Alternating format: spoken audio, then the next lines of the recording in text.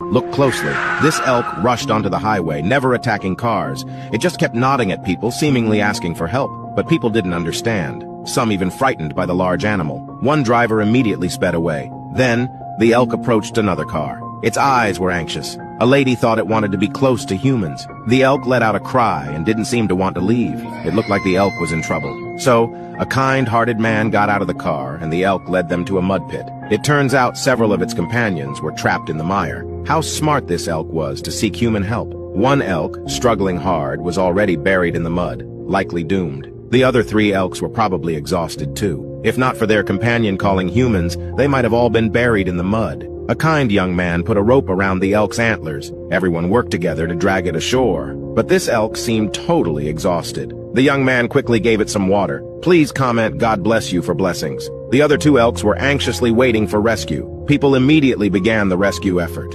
Dragging in the mud was easier, but this adult elk weighed several hundred pounds. It took a lot of strength to drag it ashore.